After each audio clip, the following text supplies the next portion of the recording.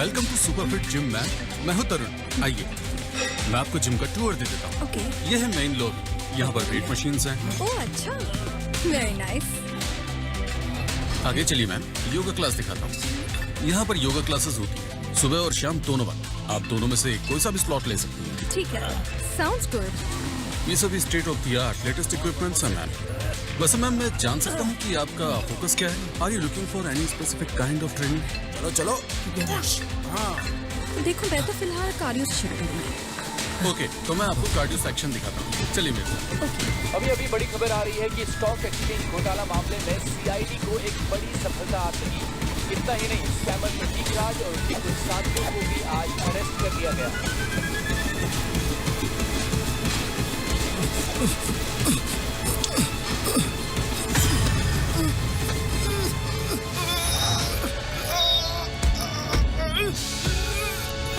Mister Raghavendra,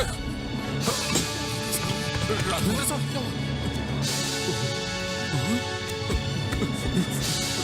जल्दी जल्दी ambulance बुलाओ, ये बेहोश हो गए।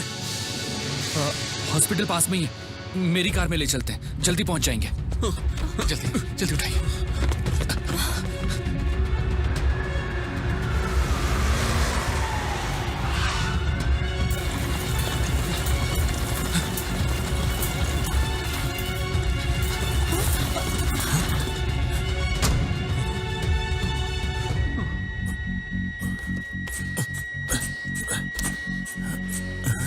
सर, पल्स नहीं है।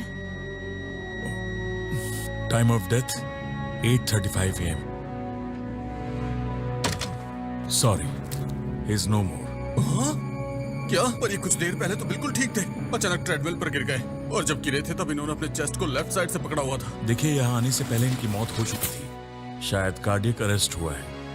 क्या? ओह, बॉस को ही खबर देनी होगी। वो तो बहुत दुखी होंगे। अच्छे से मिक्स कर दे यार। कर रहा हूँ। बोले तो सॉफ्ट होनी चाहिए ना। इसके लिए थोड़ा बड़ा गमला चाहिए होगा। ये वाला गमला तो रेडी है, देखिए। सही है, अब ये पौधा अच्छे से ग्रो करेगा। Inspector Pradyuman sir. जी, मैं इंस्पेक्टर प्रद्युमन हूँ। बताइए आपकी क्या मदद कर सकता हूँ? सर मेरा नाम तरुण है। मैं आज सीआईडी ब्यूरो गया था तो पता चला कि आप छुट्टी पर हैं। वहाँ सुशील जी ने बताया कि आप घर पर मिलेंगे। सीधे ऐसे घर आने के लिए माफी चाहता हूँ सर, लेकिन बात थोड़ी अर्जेंट है। बताइए। सर मैं उस जिम में जिम इंस्ट्रक्टर हूँ जहाँ राघवेंद्र सर वर्कआउट किया करते थे। कल कार्डियक अरेस्ट से उनकी मौत हो गई। हाँ, देखा मैंने न्यूज़ में। सर मुझे समझ नहीं आ रहा है कि मैं ये आपसे कैसे कहूँ, लेकिन मुझे नहीं लगता कि ये कोई एक्सीडेंट है। शायद उनका मर्डर हुआ है। बट डॉक्टर्स ने भी कहा कि कार्डियक अरेस्ट था। फिर आपको क्यों लगता है कि एक मर्डर है? सर इसके दो रीजंस हैं। पहला, उन्हें पेसमेकर लगा हुआ था और उसका काम तो हार्ट बीट को रेगुलेट करना होता है। तो अगर कोई इमरजेंसी होती तो पेसमेकर अपना काम करता। हाँ, लेकिन कुछ एक्सट्रीम केसेस में अगर पेसमेकर भी लगा हुआ हो तब भी इंसान को कार्डियक अरेस्ट आ सकता है। हाँ सर, लेकिन रघु सर के पेसमेकर लगने के बाद से वो बहुत अच्छा फील कर रहे थे। ये तुम कैसे कह सकते हो? सर मैं जिम में उनका इंचार्ज था, इसलिए उन्हें मॉनिटर भी कर रहा था। पेसमेकर लगने के बाद उन्हें कभी कोई इशू नहीं हुआ। इनफैक्ट इसकी वजह से उनकी हेल्थ और वर्कआउट्स में काफी इंप्रूवमेंट हुआ था।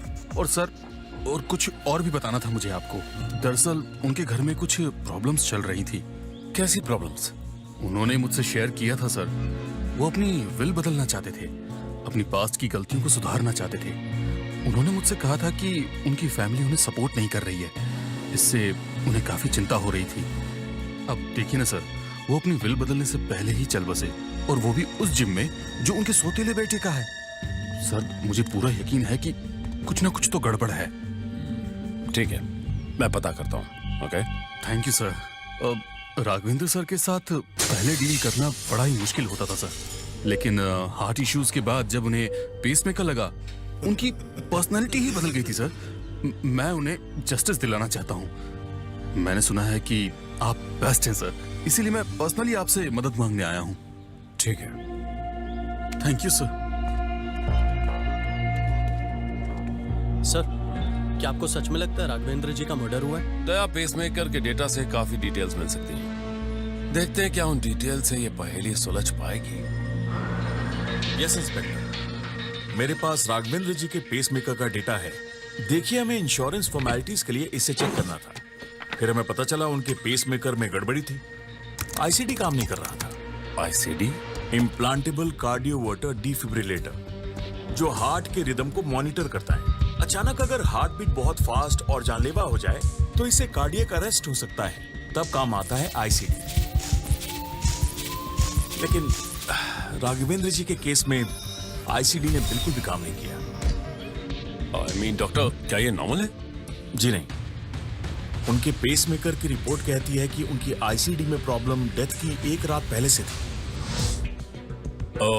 आप बता सकते हैं कि ये प्रॉब्लम कैसे आई होगी? वेल, अगर पेसमेकर किसी स्ट्रॉन्ग मैग्नेट के करीब हो तो उसकी फंक्शनिंग पर असर पड़ सकता है। कोई भी मैग्नेट पेसमेकर के 6 इंच के दायरे में नहीं होना चाहिए। जैसे स्मार्टफोन, स्मार्ट वॉच, जिसमें मैग्नेटिक कंपोनेंट्स होते हैं, पेसमेकर लगे इंसान के लिए ये खतरनाक हो सकते हैं। तो क्या उन्होंने स्मार्ट वॉच पहनी थी या उनके पास स्मार्टफोन था? नहीं, लेकिन यही तो मेरी भी समझ में नहीं आ रहा, क्योंकि उनके पास एक पुराने किस्म का फीचर फोन था और एक एनालॉग वॉच थी जिसमें चाबी घुमाते हैं। क्या मैं उनके पर्सनल सामान को देख सकता हूँ? और जब उन्हें यहाँ लाया गया, मैं तब का सीसीटीवी फुटेज भी देखना चाहूंगा। जी बिल्कुल, क्यों नहीं। हेलो, राघवेंद्र जी का सामान जरा मेरे चेंबर में लेके आना।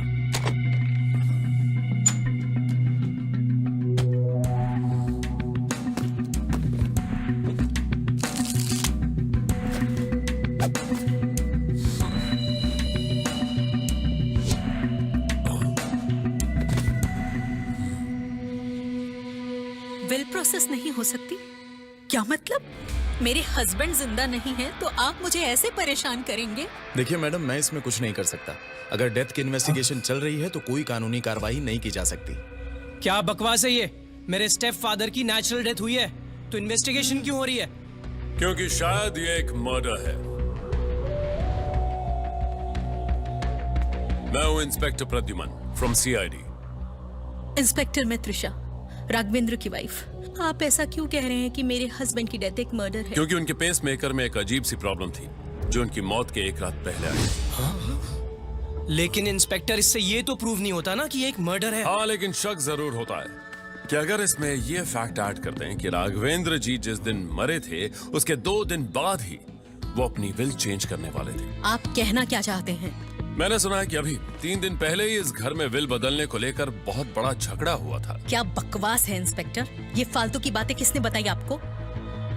फालतू बातें किसने बताई, इससे कोई फर्क नहीं पड़ता। हाँ? जो बात मैटर करती है वो ये कि ये एक मर्डर इन्वेस्टिगेशन है और शुरुआती जांच में पता चल रहा है कि किसी ने उनके पेसमेकर के साथ छेड़छाड़ की थी। हाँ? मिस्टर आदिल, आप राघवेंद्र जी के लॉयर हैं।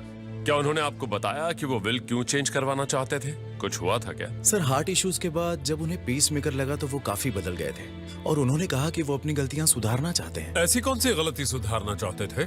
एक्चुअली फर्स्ट विल के अकॉर्डिंग उनके जायदाद के 4 पार्ट होने थे। 40% त्रिशा जी को, 40% मानव जी को और बाकी बचे हुए 20% उनके बिजनेस पार्टनर्स को इक्वली डिवाइड किए थे। और नई विल क्या थी?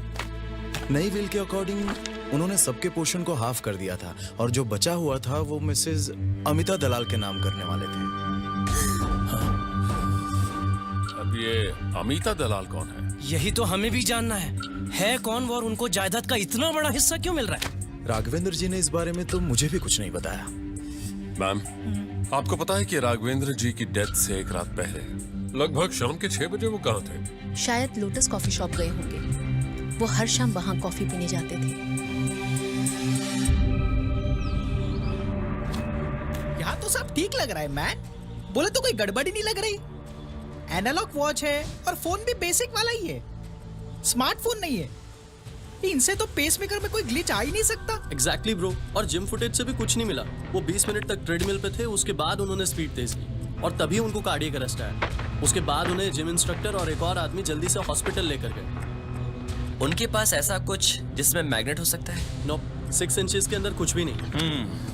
मैं हॉस्पिटल का सीसीटीवी फुटेज भी देख रहा हूँ कि क्या किसी ने वहाँ पहले से रखी कोई चीज तो नहीं हटाई। उन्होंने पूरे टाइम सेम कपड़े पहने हुए हैं। अगर उनके आसपास कोई मैग्नेट नहीं था तो पेसमेकर में ग्लिच आया कैसे? वो कोई ऐसी चीज है जो उनके पास एक रात पहले से थी, तभी से ग्लिच शुरू हुआ था।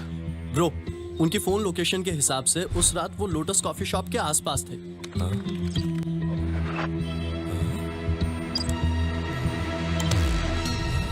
गाइस ये देखो। हाँ?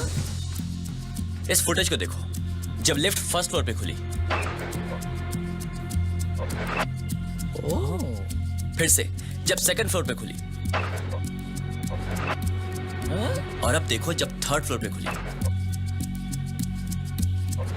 तुम लोगों ने कुछ नोटिस किया? किया ना, लिफ्ट बहुत स्लो है मैन। नहीं, उनकी वॉच। हाँ, उनकी वॉच। राघवेंद्र जी के हाथ पर उनकी वॉच को ध्यान से देखो। कुछ नोटिस किया? हाँ?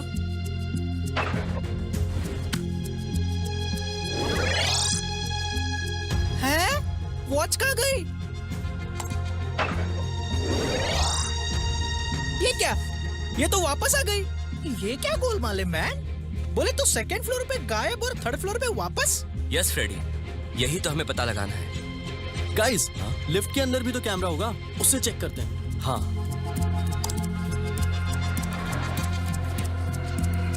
क्या यार, वार्ड बॉय का सर बीच में आ रहा है।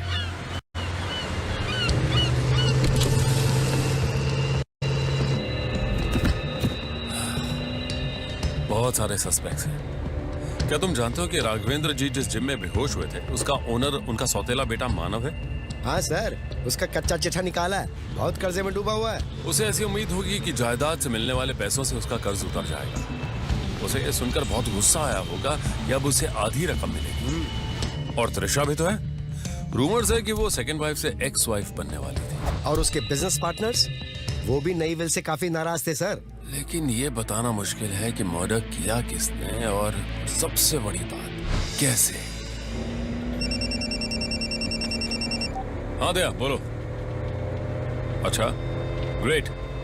मुझे लेफ्ट में जो वार्ड बॉयज थे उनकी क्लोजअप इमेजेस भेजना, ओके? अरे वाह, लड़कों को कोई नया सुराग मिला है क्या सर जी? हॉस्पिटल चले?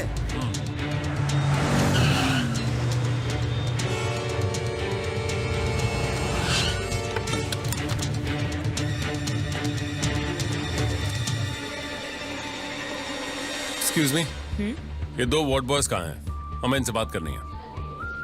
ये तो पवन और शेखर हैं। एक मिनट सर, वो रहा पवन। पवन? हाँ जी सर। कल राघवेंद्र जी की बॉडी को तुम ही मॉर्ग लेकर गए थे ना? हाँ, सुबह जो डेड ऑन अराइवल पेशेंट था वही ना? क्या उनकी घड़ी को कुछ हुआ था? सर मैंने उनकी घड़ी चोरी नहीं की। मैंने कोई चोरी नहीं की सर। उनकी घड़ी और बाकी का सामान जो था वो उनके पास ही था जब हम उन्हें मॉर्ग लेकर गए थे। Relax relax relax. हम ये नहीं कह रहे कि तुमने घड़ी चोरी की है, वो उनके सामान के साथ ही थी। लेकिन लिफ्ट में उनकी घड़ी को कुछ हुआ था क्या? मेरा मतलब ग्राउंड और फर्स्ट फ्लोर पर घड़ी उनकी कलाई पर थी, लेकिन सेकंड फ्लोर पर नहीं थी, और थर्ड फ्लोर पर घड़ी वापस उनकी कलाई पर थी। क्या तुम बता सकते हो हुआ क्या था? सर मुझे नहीं पता। शेखर उनके हाथ के पास खड़ा था। मैंने तो एक आवाज सुनी और फ्लोर पर घड़ी देखी। फिर उसने कहा कि ये गिर गई है सर। उसने वो घड़ी उठाई और वापस उनके हाथ पर पहना दी।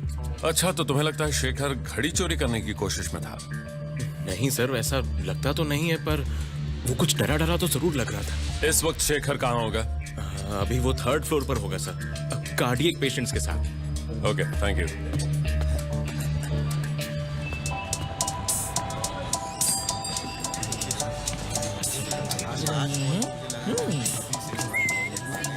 हाँ अंकल, हम राघवेंद्र अंकल से मिलना है। बोले तो आपको पता है वो यहाँ कब आएंगे, या आज ऑलरेडी जा चुके?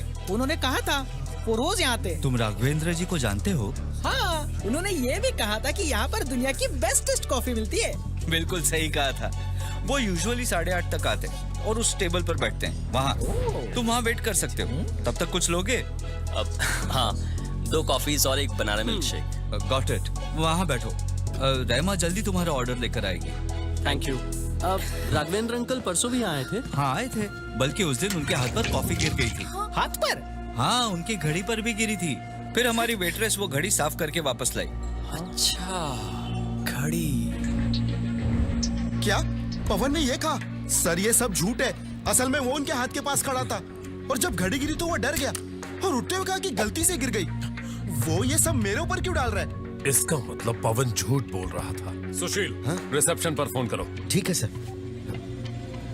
हेलो नर्स, वो पवन अभी कहाँ है? क्या सर?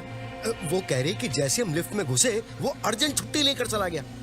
कुछ तो गड़बड़ है।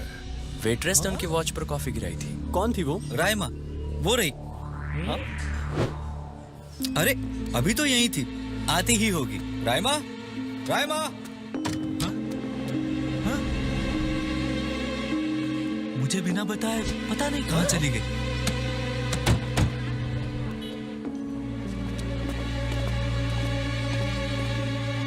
सर जी, ये तो घोर कलयुग आ गया। मेहमान घर पे और मेजबान गायब। सर जी, यही है पवन का घर।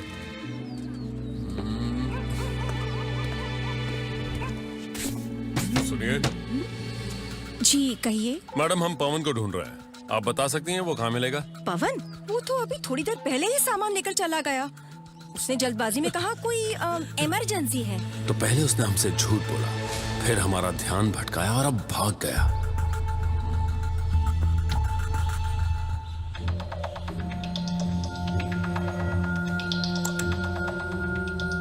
सर, लोटस कैफे के सीसीटीवी फुटेज के मुताबिक ये कोई एक्सीडेंट नहीं लग रहा है।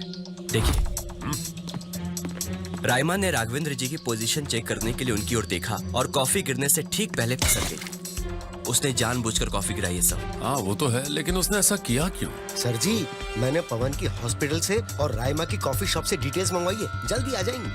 गाइस, कुछ अजीब बात है ना? रायमा और पवन में एक बात कॉमन है, राघवेंद्र अंकल की वॉच।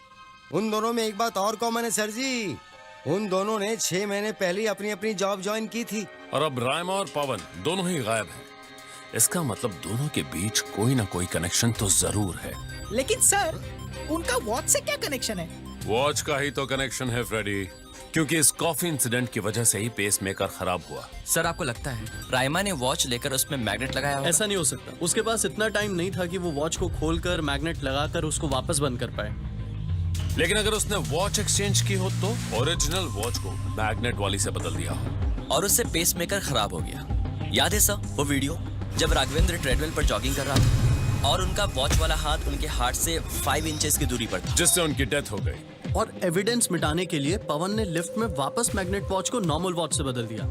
इसके लिए बहुत बड़ी प्लानिंग करनी पड़ी होगी, इसलिए उन दोनों ने 6 महीने पहले अपनी अपनी जॉब शुरू की। एक जिम के पास हॉस्पिटल में और एक कॉफी शॉप में, जहां राघवेंद्र जी रोज जाया करते थे। सर जी, मेरे पास रायमा और पवन के आईडी कार्ड्स आए हैं। पेरेंट्स डिटेल के हिसाब से ये दोनों भाई बहन हैं। और आप गैस भी नहीं कर सकते उनके सरनेम क्या है। सोचो सोचो सोचो। अरे सुशील अंकल, आप क्या ड्रम रोल का वेट कर रहे हो? बोले तो जल्दी सरनेम बताओ ना। सरनेम है दलाल। वो मिस्टीरियस अमिता दलाल। क्या आईडी कार्ड्स में कोई एड्रेस है? हाँ सर जी, सूरत का।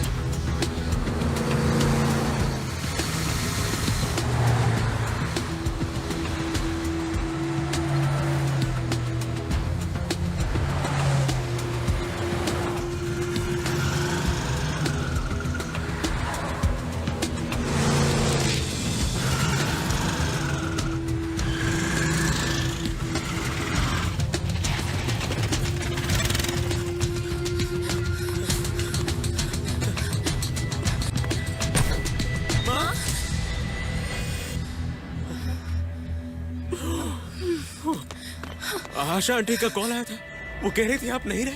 उन्होंने हमसे झूठ क्यों बोला माँ? वो भी ऐसा भयानक झूठ। और जो तुमने किया वो सही था।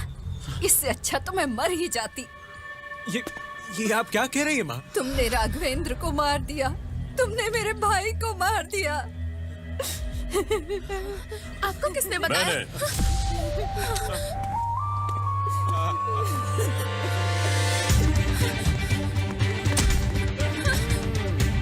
तुम्हारी माँ से बात करने के बाद मुझे पता चला वो राघवेंद्र जी की बहन है। तुम्हारे नाना जी मिस्टर दलाल जो बहुत बड़े बिजनेस टाइकून थे, उनकी मौत के बाद राघवेंद्र ने अपनी बहन यानी तुम्हारी माँ को फैमिली बिजनेस से बेदखल कर दिया। फिर तुम्हारे पापा की मौत के बाद तुम्हारी माँ टूट गई, ये बीमार पड़ गई। इन्हें लगता है किस्मत की इतनी ठोकरों के बाद और घर के फाइनेंशियल स्ट्रगल की वजह से ही तुम दोनों में इतनी कड़वाहट पैदा हुई। काश मैंने तुम दोनों को बता दिया होता तो ये दिन ना आता। पर मुझे कहाँ पता था तुम दोनों इतना बड़ा कदम उठा लोगे। क्या बताया होता? 1 महीने पहले राघवेंद्र तुम्हारी माँ से मिलने आए थे। एक जानलेवा हादसे से वो मरते मरते बचे थे। उसके बाद वो बदल गए और अपनी गलतियां सुधारना चाहते थे। काश तुमने इतना बड़ा कदम उठाने से पहले थोड़ा इंतजार किया होता। तुम्हारे अंकल राघवेंद्र ने मरने से पहले एक नई विल साइन कर दी थी। उन्होंने तुम्हारी माँ के नाम 50 करोड़ रुपए छोड़े हैं। हमारे बीच रिश्ते ठीक नहीं थे, लेकिन इतने बुरे भी नहीं थे कि मैं अपने भाई की जान की दुश्मन बन जाऊं। लेकिन आपके इस हालत के जिम्मेदार वही थे माँ। इसका ये मतलब नहीं तुम इतना गलत कदम उठाओ। अब तुम जेल जाओगे और मैं यहीं मर जाऊंगी, बिल्कुल अकेले।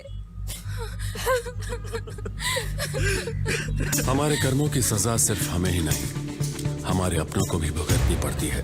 वजह कुछ भी हो, पवन और रायमा ने गलत कदम उठाए और अब उन्हें उसकी सजा मिलेगी। बदला हमेशा गलत रास्ते पर ही ले जाता है, लेकिन मौका रहते अगर खुद को संभाल ले तो वापस सही रास्ते पर आया जा सकता है। मैं इंस्पेक्टर प्रद्युमन, CID।